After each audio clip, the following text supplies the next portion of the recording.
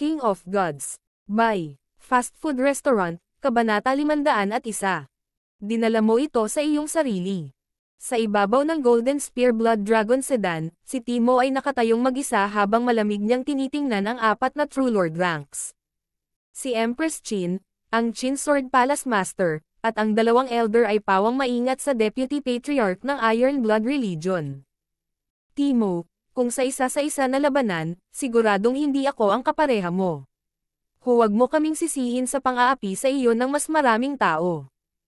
Ang mga mata ng silver-haired Qin Sword Palace First Elder ay naging matalim.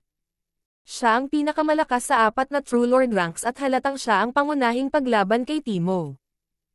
Gayunpaman, ang unang umatake ay ang Qin Sword Palace Master. Qin Sword Twin Desolation. Hinawakan ng Qin Sword Palace Master ang isang Qin gamit ang isang kamay at ginamit ang isa pa upang kontrolin ang lumilipad na espada. Hiyu. Ang kanyang lumilipad na espada ay kumikinang na may tatlong kulay na liwanag habang lumilikha ito ng tuloy-tuloy na pagulan ng mga sinag ng espada. Kasabay nito, ang tunog ng dumadagandong na mga kabayo ay nagmula sa kanyang chin, na naging isang puwersa ng enerhiya ng pag-iisip na umatake kay Timo sa pagtatangkang gambalin siya. Sword Stopping Heaven and Earth. Ang kulay pilak na buhok na Qin Sword Palace First Elder ay lumundag at hamampas kay Timo. Sa sandaling iyon, ang espada ng First Elder na may pilak na buhok ay naging isang pilak na guhit, at ito ay napuno ng layunin ng isang hari. Ang mas malalim ay ang kanyang pag-atake ay ganap na naaayon sa Qin Sword Palace Master. Ang kombinasyon ng dalawa ay parang yin at yang, at ang kanilang lakas sa pakikipaglaban ay mas malaki kaysa sa karaniwang True Lord ranks. Isang perpektong kombinasyon. Bulalas ni Empress Qin at ng pamilya Leon na First Elder. Hindi nila akalain na ang Qin Sword Palace Master at ang First Elder ay makakakilos ng ganoon kabilis. Sa pagharap sa gayong pag-atake, nanatiling malamig ang mukha ni Timo. Weng. Ang isang metal na bagay sa kanyang kanang braso ay biglang lumaki upang maging isang itim at pailak na gulong, na umikot at kumikinang ng maliwanag. Break.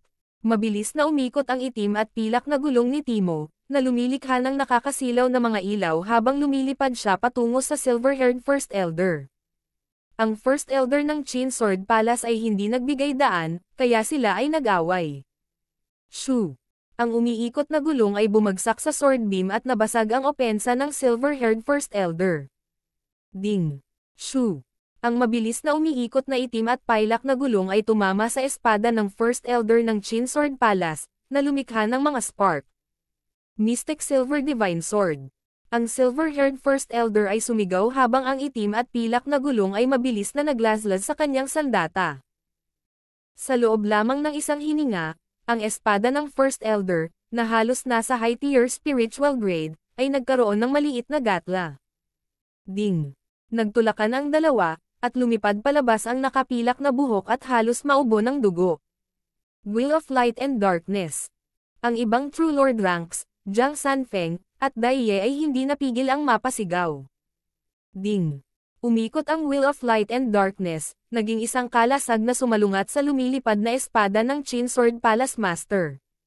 Higit pa rito, ang Wheel of Light and Darkness ay umikot ng sapat, kahit na habang nagtatanggol, na napinsala din ito ang lumilipad na espada ng Qin Sword Palace Master. Ang Qin Sword Palace Master ay humagulgol at halos hayaang mahulog sa lupa ang lumilipad na espada. Shua! Matapos makumplito ang lahat ng ito, ang sandata ni Timo na may kulay dugong buhok ay naging mekanikal na braso. Ang palitan sa pagitan ng tatlong True Lord ranks ay tumagal lamang ng ilang paghinga at ang pagkakaiba sa lakas ay nakikita na. Ang Qin Sword Palace First Elder at ang perpektong kombinasyon atake ng Qin Sword Palace Master ay madaling natunaw ni Timo, na bahagyang nasugatan. Ang Timo na ito ay hindi kapanipaniwalang malakas. Siya ay tiyak na karapat-dapat na mamahala sa Iron Blood Religion. Isang madugong sugat ang naiwan sa silver-haired First Elder, at bumilis ang kanyang paghinga. Sa forge sa ilalim ng lupa, kinukumpleto ni na Zhao Feng at Master Taigan ang huling hakbang. Matatapos ito sa loob ng isang oras. Karamihan sa focus ni Zhao Feng ay sa forging, ngunit binibigyang pansin din niya ang labanan sa labas. Ang lakas ng labanan ni Timo at ang Will of Light and Darkness ang nagpakilos kay Zhao Fang.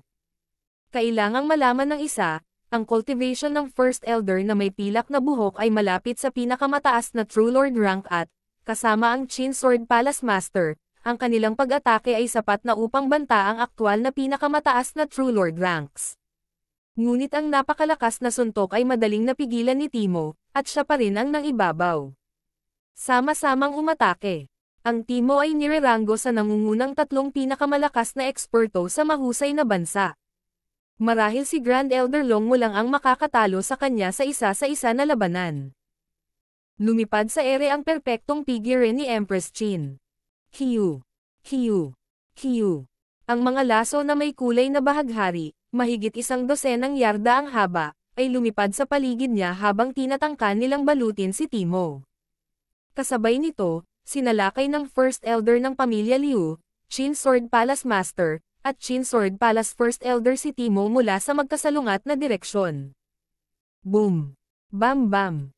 Nakaramdam ng matinding panginginig sina Zhao Fang at Master Taigan, ngunit sa tulong ni Timo at ng Golden Spear Blood Dragon Sedan, mahigit 70% ng pag-atake ang nablock, kung hindi, ang protective array ay nasira na ngayon. Si Zhao Fang, ang Deputy Patriarch ay malamang na hindi makatagal laban sa 4 na True Lord rank na iyon. Bahagyang nag-alala si Master Taigan. Siya ang katulong sa pagkakataong ito, kaya mas nagkaroon siya ng oras at lakas para panoorin ang labanan sa itaas. Nagsisimula ng magdepensa si Timo, paunti-unti nang umaatake. Ginamit ni Zhao Fang ang kanyang God Spiritual ay para suriin ang mga bagay-bagay bago ngumiti ng mahina. Hindi na kailangang mag-alala. Bagamat ang Deputy Patriarch sa tuktok ng Golden Spear Blood Dragon Sedan ay nasa depensa ba, nalaman ni Zhao Fang na walang mga palatandaan ng gulat o takot sa kanyang ekspresyon. Naiintindihan ko, pinoprotektahan ng Deputy Patriarch ang forge sa ilalim ng lupa, kaya kailangan niyang maging defensive. Napagtanto ni Jiang Sanfeng. Hindi ba ito nangangahulugan na ang Deputy Patriarch ay hindi natatakot sa 4 na True Lord rank na iyon na magkasama? Nagulat si Daiye. Sinabi ng mga alingawngaw na ang kasalukuyang Patriarch ay may sakit at ang lahat ay pinamamahalaan ng Deputy Patriarch. Paano masusukat ng sentido komon ang mga pamamaraan ni Timo? Siya ang pinuno ng Iron Blood Religion, na nakipaglaban sa mga Imperial, sa pamilyang Liu, at sa Qin Sword Palace. Ang pagkakasala mula sa 4 na True Lord ranks ay naging mas galit. Mukhang minaliit ko ang battle power ng Deputy Patriarch. Kung hindi ginagamit ang aking eye bloodline at ilang nakatagong card, magiging mahirap para sa akin na talunin siya ng direkta. Kahit na 1 beses o 2 beses lang tumangala si Zhao Fang, mas alam niya ang sitwasyon kaysa sa iba. Kung hindi dahil sa katotohanang pinoprotektahan ni Timo ang forge, malamang na matatalo niya ang lahat ng 4 na True Lord ranks ng magkasama. Mukhang napakaliit ng pagkakataong mapatay si Zhao Fang ngayon. Hindi napigilan ni Empress Qin na makaramdam ng pait. Ang kanyang tuloy-tuloy na pag-atake ay madaling na-block ni Timo. Ang mga ekspresyon ng iba pang 3 True Lord ranks ay solemn. Ang lakas ng Deputy Patriarch ay napakalaki, at ang kanyang Will of Light and Darkness ay napakagulo, na madaling nasira ang kanilang mga sandata. Bagaman hindi natin kayang patayin si Zhao Fang, maabala natin ang kanyang pamemeki. Sa hitsura nito, gumagawa siya ng pangalawang Will of Light and Darkness. Hindi natin siya hahayaang magtagumpay. Ang Qin Sword Palace Master ay nagngangalit ang kanyang mga ngipin at sinabing hindi sinasadya. Inilabas ng ibang True Lord ranks ang kanilang espiritual na pakiramdam at nakita ang sitwasyon sa forge. Ang hugis ng ginagawa ni Zhao Fang ay tila pangalawang Will of Light and Darkness. Hindi natin siya hahayaang magtagumpay. Hindi katakataka kung bakit binabantayan ng Deputy Patriarch ng Iron Blood Religion ang lugar na ito. Ang silver-haired First Elder ay malamig na sumimangot habang sinimulan niyang sinadya ang kanyang mga pag-atake patungo sa underground forge. Kasuklam-suklam. Malaking pagbabago ang ekspresyon ni Timo habang minamanipulan niya ang kanyang Will of Light and Darkness para harangan ang pag-atake ng First Elder na may pilak na buhok. Gayunpaman, ang iba pang 3 True Lord ranks ay naglalayon din sa forge. Boom! Ang underground forge ay yumanig ng husto at malapit ng mahulog. Ang mga True Lords rank na ito ay masyadong walang kahihiyan. Malakas na nagmura si Master Taigan. Gayunpaman, sa magkabilang panig, halatang ayaw nilang makakita ng pangalawang Wheel of Light and Darkness.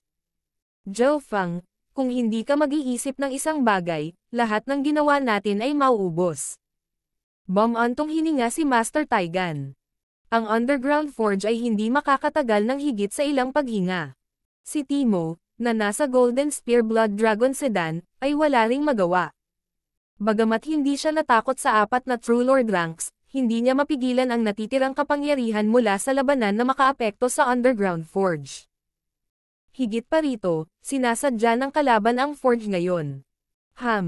Dinala mo ito sa iyong sarili. Huwag mong sisihin na hindi ako naging madali sa iyo. Isang malamig na boses, na puno ng layunin ng pagpatay, ang tumunog sa hangin, at ang mga puso ng 4 na True Lord ranks ay biglang nanlamig. Iyan ang boses ng chapter leader. Bulalas ni Jiang Sanfeng at Daiye at tumangala. Shua. Isang asol na buhok na kabataan ang lumitaw na may bagzo ng hangin at kidlat sa itaas ng 4 na True Lord ranks. Zhao Feng. Kapansin-pansing nagbago ang ekspresyon ng lahat. Nagulat ngunit nang hinayang ang Deputy Patriarch. Nahinto ang proseso ng paggawa ni Zhao Feng. Si Empress Qin, ang Qin Sword Palace Master, at ang 2 pang True Lord ranks ay puno ng pagkabigla at pagkabahala. Nakita lang nila ang paggalaw ng Wind Lightning Yuan Qi. Si Zhao Feng ay tila naging bahagi ng hangin at pag-iilaw. Bilisan mong umatras. Wala tayong pagkakataong manalo laban sa pinagsamang Zhao Feng at Timo. Ang apurahang boses ng Qin Sword Palace Master ay tumunog. Retreat. Hindi na nagdalawang isip ang 4. Hindi nila kayang talunin si Timo mag-isa, at ngayon ay may dagdag na Zhao Feng. Makatakas lang sila. Hihihi, bagamat hindi natin kayang patayin si Zhao Feng, at least pinigilan natin siya sa paggawa ng Wheel of Light and Darkness. Ang First Elder ng pamilya Liu ay malamig na ngumisi. Inilabas ng 4 na True Lord ranks ang kanilang espiritual na pakiramdam patungo sa Underground Forge. Gayunpaman, sa ikalawang paglapit ng kanilang espiritual na pakiramdam, nasunog ito ng malamig at madilim na aura. Ang buong Underground Forge ay napuno ng madilim, mabangis na apoy. Hindi lamang ang espiritual na pakiramdam ng 4 na True Lord ranks ay nabigo upang makita kung ano ang nangyayari, sila ay halos nasugatan. Natigilan sila. Anong uri ng nakakatakot na hindi kilalang pag-giral ang nasa loob ng Forge? King of Gods, Kabanata 502. Pagpatay. Ang nakakatakot na aura sa loob ng Underground Forge ay halos makapinsala sa espiritual na pandama ng 4 na True Lord ranks. Bumaling ang sitwasyon sa isang kisap mata. Wala na si Zhao Feng sa Forge. Siya ay lumitaw sa itaas ng 4 na True Lord ranks. Ang Underground Forge ay natatakpan ng isang layer ng madilim na ambon at walang makikita, na lubhang kakaiba. Ang ganoong bagay ay nangangailangan ng paglilinang ng kalahating hakbang na Origin Core Realm kahit man lang. Kapansin-pansing nagbago ang ekspresyon ni Empress Qin. Hindi niya maisip kung anong uri ng pag-giral ang nasa Forge. Napagtanto niya kung bakit sinabi sa kanya ng kanyang master na subukang lutisin ang alitan sa pagitan nila ni Zhao Feng. Umuwi ka dali. Ang Zhao Feng na ito ay hindi katulad niya. Sino ang nakakaalam kung anong uri ng eksperto ang nasa likod niya? Ang iba pang 3 True Lord ranks ay nagsimulang tumakas mula sa Taigan Palace. Gusto mong tumakbo? Hihihi. Huli na. Isang malakas na alon ng hangin at kidlat ang bumaba. Ang 4 na True Lord ranks ay nakaramdam ng manhid, at ang bilis ng kanilang paglipad ay bumagal ng 20-30%. Ang First Elder sa Qin Sword Palace ang hindi gaanong naapektuhan dahil ang kanyang cultivation ang pinakamataas. Sa sandaling iyon, ang Wind Lightning Yuan Qi sa malapit ay parang rumaragasang buhawi na bomb alot sa 4 na True Lord ranks. Napakalakas ng mental energy. Nagliwanag ang mga mata ng Iron Blood Religion Deputy Patriarch. Lumitaw sa kanyang mukha ang kasiyahan, ngunit hindi siya nagpabagal habang patuloy ang kanyang paghabol. Nang lumitaw si Zhao Feng, sa wakas ay pinakawalan ang nagngangalit na apoy sa puso ni Timo. Hindi siya natakot sa 4 na True Lord ranks na binigay ng kanyang lakas, ngunit napilitan siyang ipagtanggol, na naging dahilan upang hindi siya nasisiyahan. Light and Darkness Flying Rotational Slash. Ang Wheel of Light and Darkness ay nagsimulang bumilis nang ito ay naging isang kapansin-pansing umiikot na talam. Shoo! Ang blade form Wheel of Light and Darkness ay kumikislap sa hangin na parang kidlat. Arg! Ang First Elder ng pamilyang Liu, na lumipad lamang ng 100 yarda, ay naputol sa dalawa. Hindi niya akalain na ang Wheel of Light and Darkness ay may ganoong katagal. Dahil napilitan si Timo na ipagtanggol kanina, hindi nagamit ang marami sa kanyang kakayahan. Ngayong hindi na siya napigilan, agad niyang ipinakita sa lahat ang kanyang lakas at ang kapangyarihan ng Wheel of Light and Darkness. Kasabay nito, Wind Lightning Crackling Strike. Ang asul na buhok na figure ay kumislap sa hangin habang nabuo ang isang talon ng hangin at kidlat. Swoosh! Ang talon ng hangin at kidlat ay tumama sa hangin na may tunog ng kulog. Ang bilis at liksi ni Zhao Feng ang pinakamagaling sa mga True Lords na naroroon, at nagpakita siya sa likod ng Qin Sword Palace Master sa isang iglap. Huwag! Ang Qin Sword Palace Master ay sumigaw nang ang kanyang mukha ay pumuti at ang kanyang katawan ay nagsimulang maging manhid. Weng! Ang talon ng hangin at kidlat ay nagdulot ng isang mapanirang aura habang ito ay napunit sa kanyang depensa. Walang pagkakataon ang normal True Lord ranks na lumaban sa nakakatakot na bilis at malalakas na pag-atake ni Zhao Feng. Ang mukha ng Qin Sword Palace Master ay puno ng takot, at sa kanyang mga mata ay nagmamakaawa at walang magawa. Ang panghihinayang at pait ay lumitaw sa kanyang puso. Ngunit huli na ang lahat. Ikaw ang nagdala nito sa sarili mo. Isang malamig na boses ang tumunog habang ang talon ng hangin at kidlat ay sumabog, at ang pagsigaw ng Qin Sword Palace Master ay biglang tumigil. Sa dalawang maikling paghinga lang, namatay ang Qin Sword Palace Master at ang First Elder ng pamilyang Liu. Dalawang True Lord ranks ang namatay ng sabay. Si Jiang Sanfeng at ang mga manunood sa loob ng Taigan Palace ay napuno ng pananabik at kumulo ang kanilang dugo. Magkasabay na umatake sina Zhao Feng at Timo, sabay na pinatay ang kanilang mga target. Ang dalawang True Lord ranks ay napaungol ng sabay. Matapos tapusin ang kanilang mga kalaban, sina Zhao Feng at Timo ay nagpalitan ng tingin ng may ngiti. Napuno ng saya si Timo. Hindi lamang ligtas na nakabalik si Zhao Feng mula sa mana, ang kanyang lakas ay nasa napakataas na antas. Mula sa kanyang mga pamamaraan ngayon, ang lakas ni Zhao Feng ay tila hindi gaanong naiiba kay Timo. Higit pa rito, maaaring hindi ito ang kanyang buong lakas. Sobrang bilis.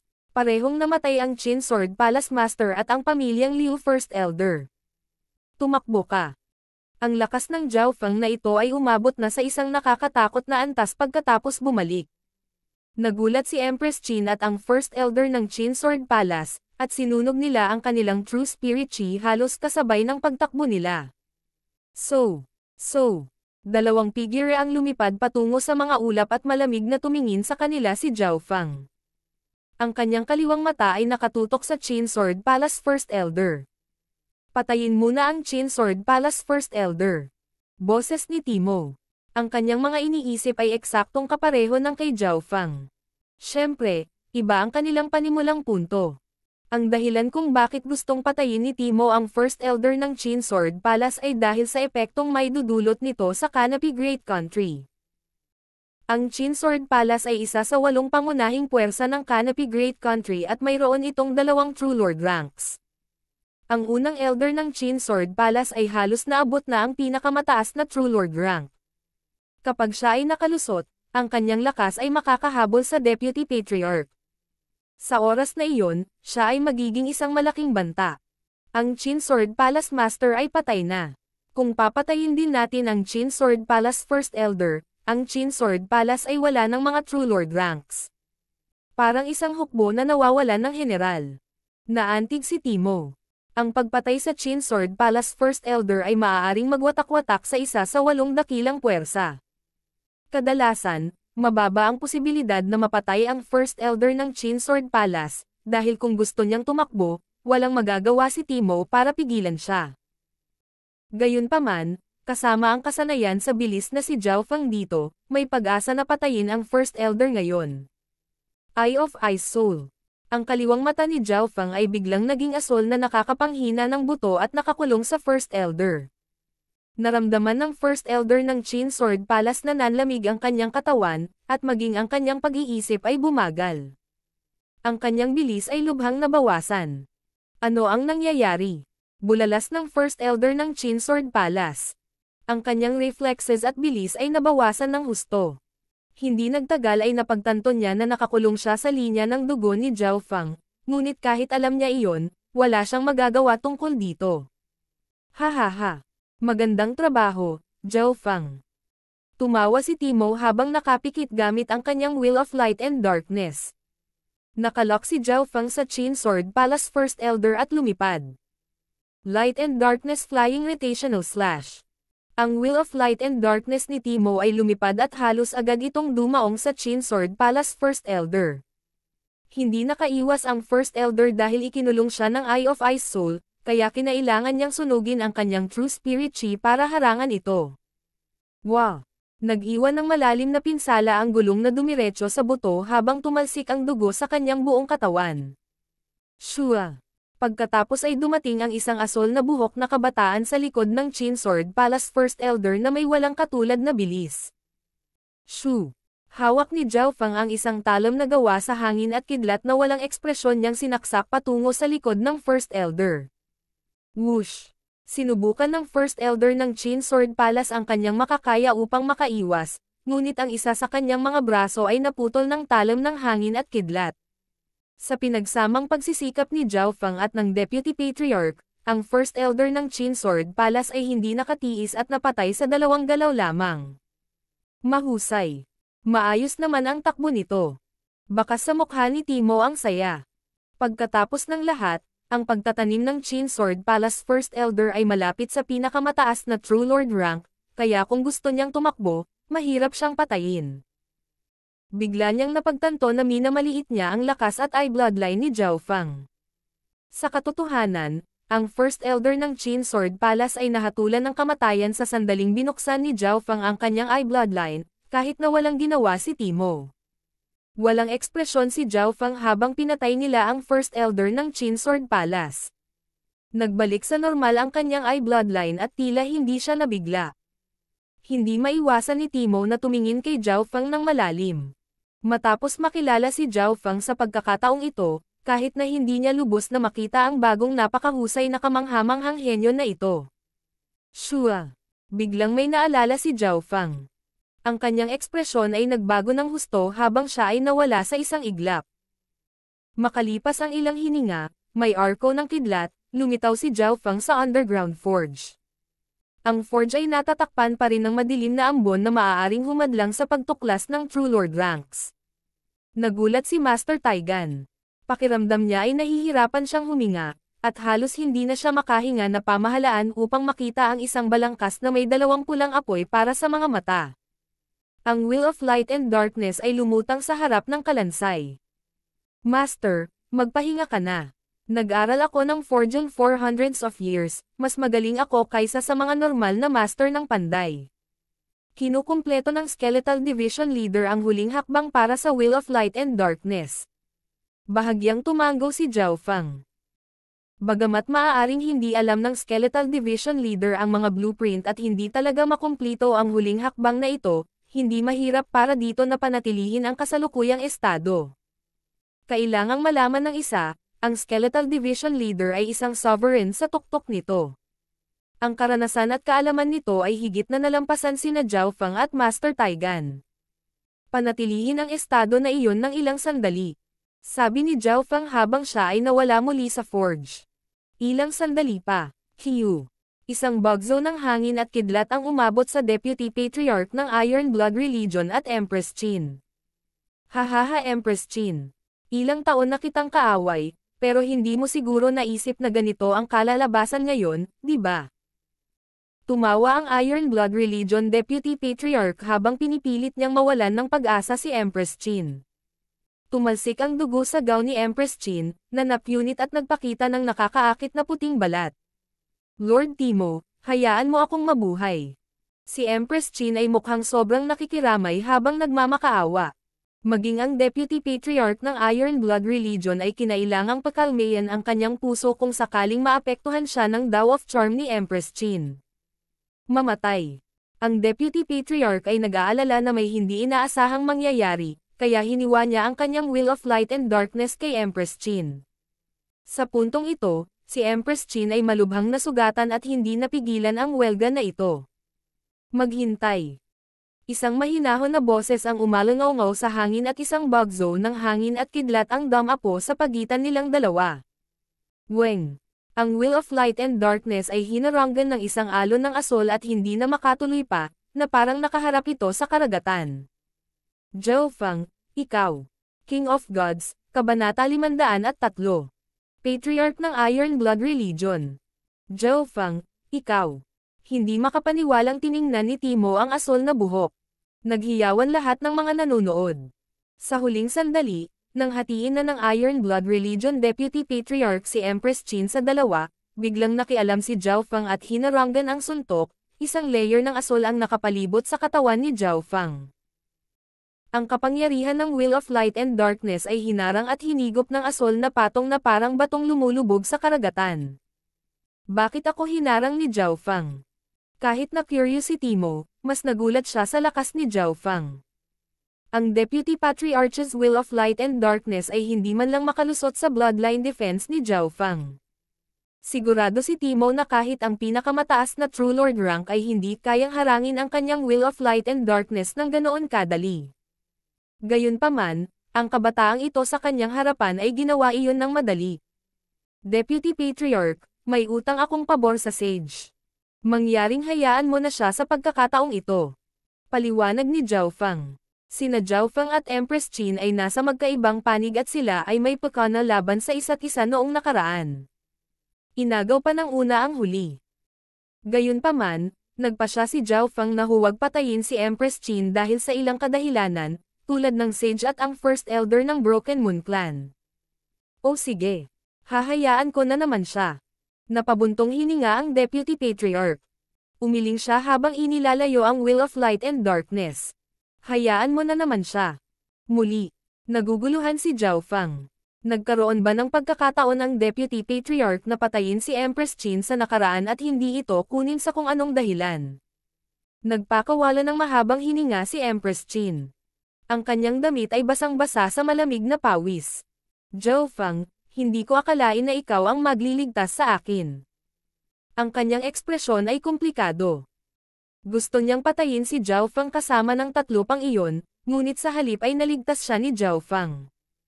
Asar ka, ito na ang huling pagkakataon. Naiinis na tumingin si Zhao Feng kay Empress Qin. Wala siyang magandang nararamdaman kay Empress Qin. May konting layuning pumatay pa nga siya. Hindi naglakas loob si Empress Qin na magtagal, umalis ka agad. Gumawa si Empress Qin ng mga alon at nagdulot ng kaguluhan simula noong sumali siya sa Imperial at marami akong pagkakataon na patayin siya bago siya ganap na mag-mature. Gayunpaman, dahil sa Sage, hindi ko siya pinatay. Pinanood ni Timo si Empress Qin na umalis. Naalala ni Zhao Feng kung paano sinabi sa kanya ni Jiang Sanfeng na bumisita si Timo sa Sage upang kumpirmahin kung si Zhao Feng ay buhay o patay na. Ito ay higit sa lahat dahil ang Patriarch, Brother Hong, ay may magandang relasyon sa Sage. Napabuntong hininga si Timo. Patriarch. Ang tunay na Patriarch. Gumalaw ang puso ni Zhao Feng. Hindi niya akalain na magiging ganito kakomplikado ang koneksyon. Hindi nagtagal ay naalala niya ang misteryosong elder na nagbigay sa kanya ng bola ng Ice Soul and the Dark Eye Incomplete Page. Matapos palayain si Empress Qin, mabilis na bumalik si Zhao Feng sa forge at nagpatuloy sa gawain. Sa panahong ito, tinakpan ng itim na ambon ang forge, at walang nakakakita sa loob.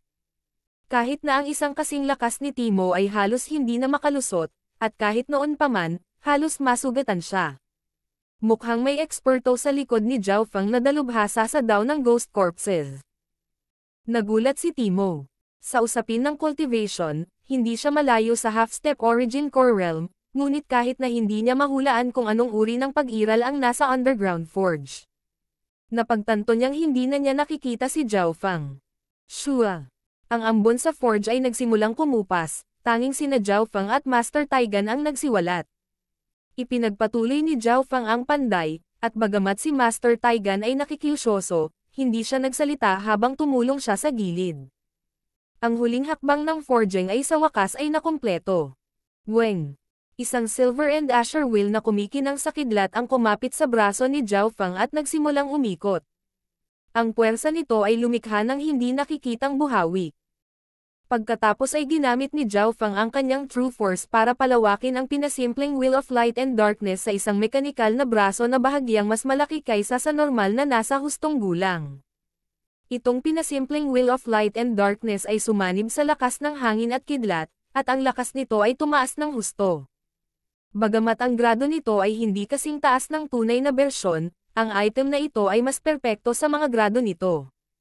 Puri ni Master Taigan. Hindi napigilan ni Timo na subukan ito.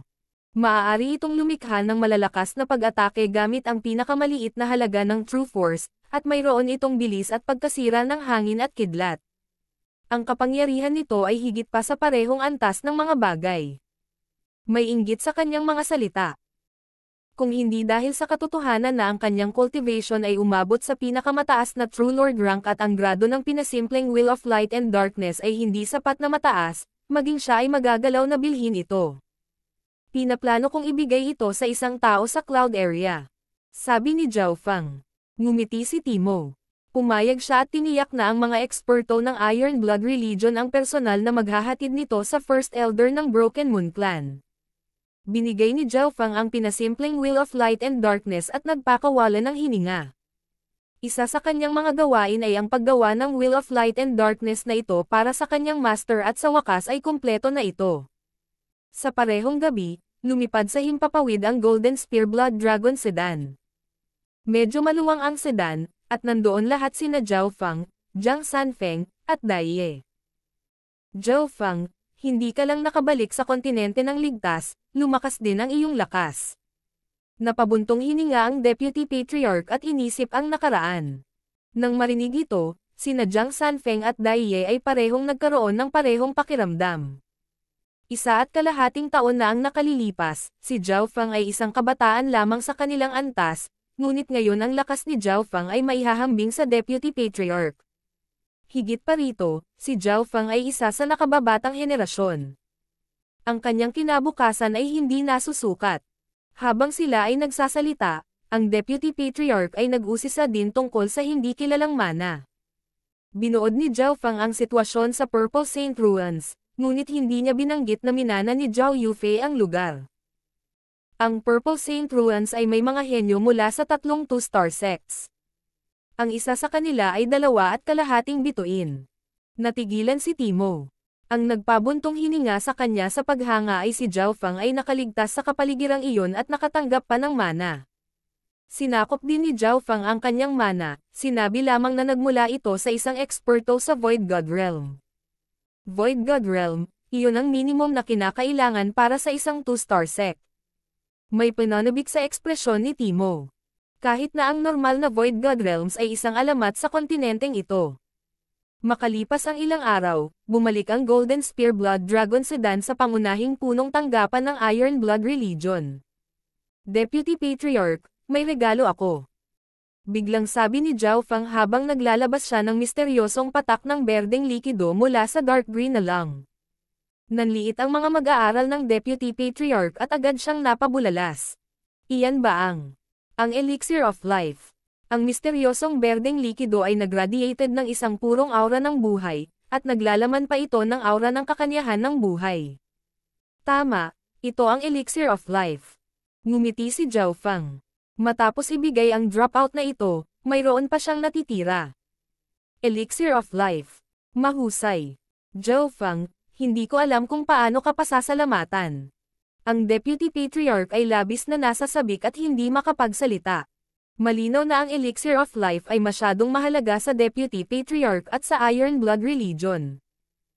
Deputy Patriarch, mangyaring ibigay itong Elixir of Life sa Patriarch bilang pasasalamat sa araw na iyon.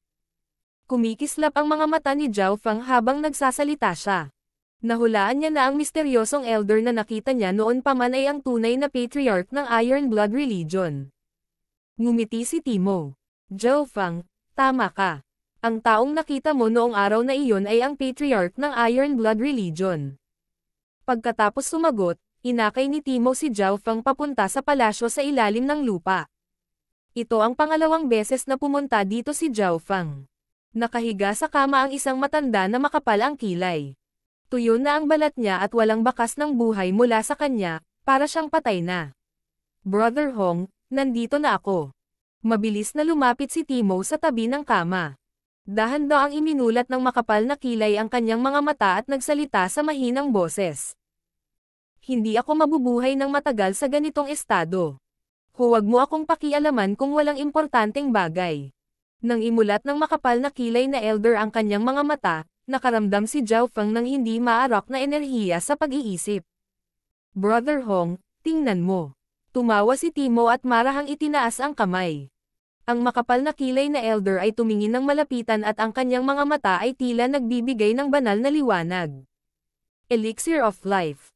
Sa sandaling ito, ang makapal na kilay na aura ng matanda ay pinakawalan, at ang kanyang mental energy aura ay tila sumasalamin sa kalawakan. Pakiramdam ni Zhao Feng ay pinigilan. Wala pang nakapagbigay sa kanya ng ganoong pakiramdam noon mula nang bumalik sa Azure Flower Continent. Ang tanging bahagyang nakagawa nito ay si Lu Tianyi, at ang Skeletal Division Leader noong ginamit nito ang lihim na pamamaraan nito. Gayunpaman, kahit na ang dalawang iyon ay hindi maikukumpara sa taong ito. Habang nag-iisip si Zhao Feng, nilunok na ng makapal na kilay na elder ang Elixir of Life. Nagsisimula nang umikot ang kanyang tuyong balat, maputlang mukha, at mahinang aura. Ito ay katulad ng sandali bago namatay ang isang matanda. Sila ay magiging bata at puno ng enerhiya. Gayunpaman, ang nangyayari ngayon ay hindi panandalian. Ito ay totoo. Talagang karapat-dapat itong maging isang maalamat na elixir. Ang pinsala sa aking pundasyon ay gumaling na ng 30 hanggang 40%. Isang bahagyang pula ang lumitaw sa mukha ng matanda habang siya ay tuwang-tuwa. Ang kanyang mental energy aura ay naging mas nakakatakot. Ang normal True Lord ranks ay maaari lamang tumingin dito. Dumagundong ang Heaven Earth Yuan Chi sa itaas ng pangunahing punong tanggapan ng Iron Blood Religion. Parang karagatan ang makapal na kilay na iskarlata ang buhok. Siya ay gumuhit kay Yuan Chi sa bawat paghinga. Ang kanyang malakas na aura ay tila pinangunahan ang Yuan Chi mula sa bawat direksyon upang pamunuan ang langit at lupa. Ang paglilinang na ito, maaari bang? Pakiramdam ni Zhao Feng ay napakaliit sa harap ng aura na ito. Ang mga eksperto sa True Lord rank ay maaaring makatugon at matawagan ang Heaven Earth Yuan Chi sa maliit na sukat, at sila ay nakatayo sa tuktok ng Golden Pyramid dahil dito.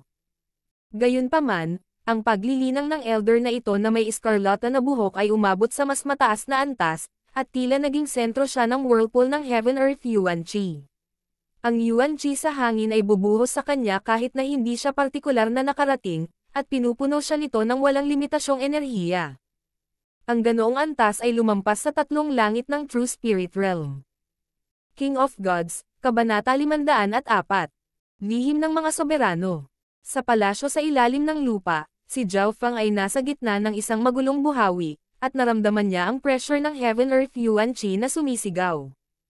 Anumang True Lord rank sa sitwasyong ito ay parang isang bangka sa bumabagyong karagatan. Ang mga may mas mataas na pangunawa ay nakadama ng higit na presyon. Sa kabaligtaran, ang isang normal na tao ay hindi makaramdam ng pressure. Itong lalaking ito. Isang bahagyang nagulat na boses mula sa 10,000 Ghost Pearl ang tumunog sa isip ni Zhao Feng sa pamamagitan ng Dark Heart Seed. Tumigil si Zhao Feng. Hindi niya akalain na makikilala ng Skeletal Division Leader ang Patriarch ng Iron Blood Religion, ngunit kung iisipin, ang Skeletal Division Leader ay isang eksperto ng Scarlet Moon Demonic Religion na nabuhay ng ilang daang taon. Hindi kakaiba para sa kanya na makilala ang Iron Blood Religion Patriarch. Walang alinlangan, ang makapal na kilay na matanda ay isang soberano noong siya ay nasa kanyang tuktok. Hindi ito ang unang pagkakataon na nakilala ni Zhao Feng ang isang taong may layunin sa antas ng Origin Core Realm. Ang una ay ang Grand Elder ng Imperial. Gayunpaman, ang Grand Elder na ito ay nasa half-step Origin Core Realm lamang, kung hindi na niya kailangang mag-ingat sa Deputy Patriarch. Ang pangalawa ay si Lu Tianyi sa Purple Saint Ruins. Si Lu Tianyi ay hindi malayo sa Origin Core Realm. Hulaan ni Zhao Feng na, hanggat hindi namatay si Lu Tianyi mula sa maliit na makamandag na alakdan, malamang na makakalusot siya sa Origin Core Realm sa loob ng 1 o 2 taon. Ang Skeletal Division Leader ay mayroon ding mataas na layunin, ngunit ang hangarin ng Patriarch ay napakaganda at nasa harap niya mismo. Ang ganitong uri ng layunin ay ginagawang sentro ng mundo ang sarili at magiging sanhi ng Yuan Qi ng langit sa lupa na yumuko ng walang ginagawa. Ang paggawa ng buhay ng isang tao sa isang mas mataas na antas. Ipinikit ni Zhao Feng ang kanyang mga mata at siniyasat ang layunin ng Sovereign. Kahit na malayo pa ang mundong ito para kay Zhao Feng, hindi ito naging hadlang sa pag-aaral niya. Ikinumpara pa ni Zhao Feng ang Patriarch kay Lu Tianyi at ang Skeletal Division Leader, sinusubukang humanap ng karaniwang mga punto sa pagitan nila. Ang karaniwang punto ay magiging core ng Origin Core Realm. Habang inihahambing ang bawat isa sa kanila, nagsimulang maunawaan ni Zhao Feng, at marami sa kanyang mga tanong ang nasagot. Ang iskarlata na buhok na Patriarch, ang Skeletal Division Leader, at si Lu Tianyi. Ang layunin ng Patriarch ang pinakamalakas, ang layunin ng Skeletal Division Leader ang pinakakakaiba, at ang hangarin ni Lu Tianyi ang pinakamalalim at tila malapit sa pinagmulan ng langit at lupa. Pagtatapos ni Zhao Feng. Sa mga tuntunin ng layunin, ang kay Lu Tianyi ang pinakamalalim, kahit na hindi ito ang pinakamalakas. May isip lamang ni Zhao Feng na ito ay dahil si Lu Tianyi ay nagmula sa isang 2.5 star super sect, ang Pure Moon Spiritual Sect. Ang mga mas mataas na rate na puwersa ay may mas mahusay na mga kasanayan. Higit pa rito, kahit na si Lu Tianyi ay hindi ang head disciple, siya ay kahit isang elite sa gitna ng core disciples. Ito ay dahil ang Purple Saint Ruans ay may mga paghihigpit sa edad. Halimbawa, ang Three-Eyed Saint na nagdaraos ng Tea Party sa pagkakataong ito ay hindi makakasali sa pinakahuling Sacred True Dragon Gathering dahil sa limitasyon ng edad. Unti-unting lumipas ang oras. Tumayo si Zhao Feng nang maramdaman niya ang layunin ng Origin Core Realm. Bagamat hindi nito pinayagan si Zhao Feng na mabilis na maabot ang Origin Core Realm, pinahintulutan nitong umunlad ang kanyang mental energy. Nagpatuloy ito hanggang sa isang tiyak na sandali, nang magsimulang maglaho ang Surge of Intent at ang Heaven-Earth Yuan Qi ay naging kalmado muli. Zhao Feng. Isang matandang boses na puno ng kapangyarihan ang umalangaw-ngaw sa kanyang tainga. Nakaupo na ngayon sa kanyang kama ang iskarlata ang buhok at bumalik ang dugo sa kanyang mukha. Patriarch Hong. Agad na yumoko si Zhao Feng. Zhao Feng, hindi ko akalain na maibabalik mo talaga ang elixir of life mula sa isang mana. Napuno ng pananabik at kaligayahan ang matanda na may iskarlata ang buhok. Ginawa niya ang kahilingang iyon sa isang kapritsyo at wala talagang pag-asa. Ito ay dahil ang mga kayamanan tulad ng Elixir of Life ay napakabihirang maging sa mga mana at ang kompetisyon ay magiging napakahigpit. Noon, ang lakas ni Zhao Feng ay karapat-dapat lamang na maging nangungunang 150. Kung hindi dahil sa bola ng Ice Soul at ng Dark Eye Incomplete Page, ang junior na ito ay hindi makakagawa ng ganito kalaki ng pagpapabuti at makakalaban niya ang mga kahanga-hanga sa Sacred True Dragon Gathering o ang mga henyo sa mana. Totoong sinabi ni Zhao Feng. Nagpapasalamat siya sa elder na ito na iskarlata ang buhok.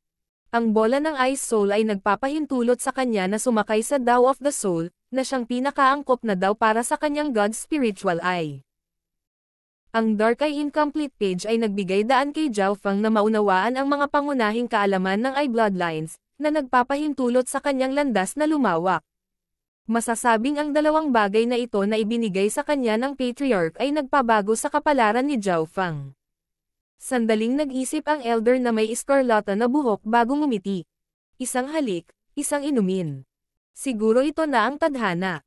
Nakaramdam si Zhao Feng ng hindi maipaliwanag na pag-unawa mula rito, ngunit isang bagay ang tiyak. Ginawa ng Patriarch si Zhao Feng, at bilang kapalit, ginawa ni Zhao Feng ang Patriarch. Gayunpaman, ang pagdadala ng Elixir of Life ay nagligtas sa akin. Zhao Feng, kung mayroon kang anumang gusto mo, maaari kang magtanong at gagawin ko ang aking makakaya upang masiyahan ito.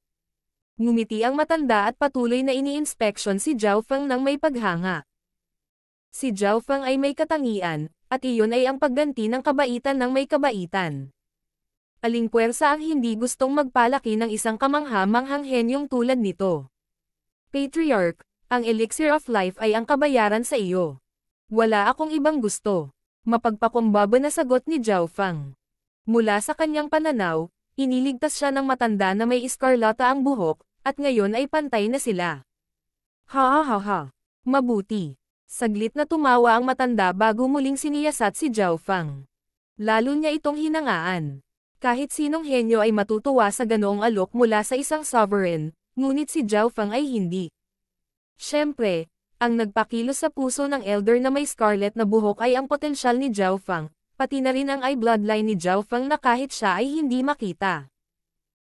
Brother Hong, si Zhao Fang ay naging isang napakahusay na kamangha-manghang henyo sa pagkakataong ito, at siya ay kinoronahang Panginoon ng napakahusay na kamangha-manghang henyo kasama si Yu Tianhao.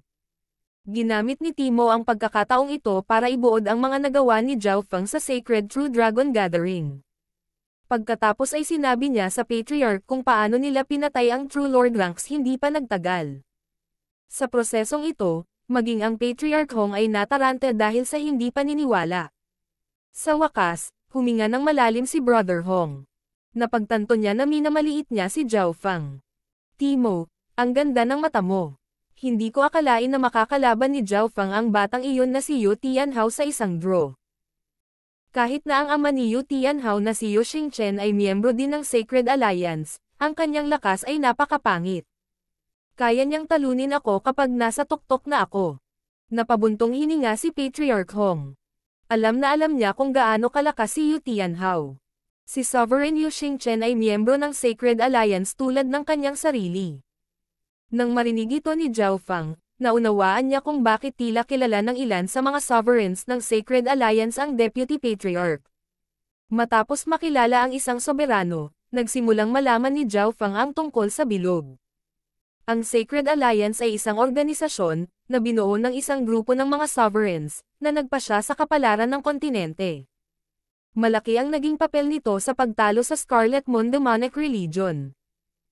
Brother Hong, ngayong nakabalik ka na, at ang lakas ni Zhao Fang ay hindi mas mahina kaysa sa akin, ang Canopy Great Country ay magiging atin.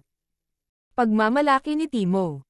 Aling puwersa sa Canopy Great Country ang makakapidyo sa isang sovereign at dalawang True Lord ranks na may hahambing sa isang normal na half-step na Origin Core Realm. Masyadong mahaba ang tulog ko, kaya malamang na kailangan ko ng 1 o 2 taon bago ako makarecover sa aking peak state. Malalim na sabi ni Patriarch Hong. Naningkit ang mga mata ni Zhao Fang. Ang kasalukuyang estado ni Patriarch Hong ay hindi mas malakas kaysa sa Skeletal Division Leader sa Kastilyo. Ang kasalukuyang misyon ay para sa Patriarch na makabawi muna. Sa sandaling mabawi ang kanyang lakas, ang relihiyong dugo ng bakal ay maaaring pamunuan ang dakilang bansa nang hindi gumagasta ng sinumang sundalo. Nakalimutan ko na yon. Higit pa rito, nagsimulang kumilos muli ang spawn ng Scarlet Moon Demonic Religion. Kahit sa loob ng Canopy Great Country, ang kanilang puwersa ay nagdulot ng kaguluhan. Biglang nagbago ang sinabi ng Deputy Patriarch. Scarlet Moon Demonic Religion. Malamig na kumislap ang mga mata ni Patriarch Hong at nagpakawala siya ng mental energy force na tila nag-freeze sa buong palasyo sa ilalim ng lupa. Ang balitang ito ay hindi nagulat kay Zhao Fang. Ang sitwasyon sa Cloud Area ay sumasalamin sa sitwasyon sa buong kontinente. Noon, habang naglalakbay siya patungo sa Canopy Great Country, nalaman niyang kontrolado ng Scarlet Moon Demonic Religion ang ilang malalakas na bansa. Kung tama ang hula ni Zhao Fang, ang diskarte ng Scarlet Moon Demonic Religion ay magsimula sa kanayunan, dahan daw ang lumawak, at sa wakas ay palibutan ang malalakas na angkan at dakilang bansa. Sa nakalipas na taon, ang Scarlet Moon Demonic Religion ay lumikha ng mga muog sa malalayong teritoryo ng Canopy Great Country. Kahit na ang 8 pangunahing puwersa ay medyo nakapasok na. Binuod ni Timo ang sitwasyon. Nang marinig ito, naging malungkot ang ekspresyon ni Patriarch Hong at Zhao Fang. Ito ay lalo na para kay Patriarch Hong, na nabuhay sa panahon ng Scarlet Moon Demonic Religion na panahon. Alam niya kung gaano ito nakakatakot. Ilang daang taon na ang nakalilipas, ang Demonic Religion ay isang hakbang na lang mula sa pagkontrol sa kontinente. Nanlamig ang puso ni Zhao Fang. Marami na siyang napatay na eksperto ng demonic religion at ikinulong pa ang isang division leader sa kanyang 10,000 Ghost Pearl. Hihihi. Zhao Fang, may pag-asa pa kung babalik ka sa Scarlet Moon Demonic Religion ngayon. Masasabi ko sa iyo na ang Patriarch ng Scarlet Moon Demonic Religion ay nagising na, at mas maaga kaysa sa soberanong nasa harap mo.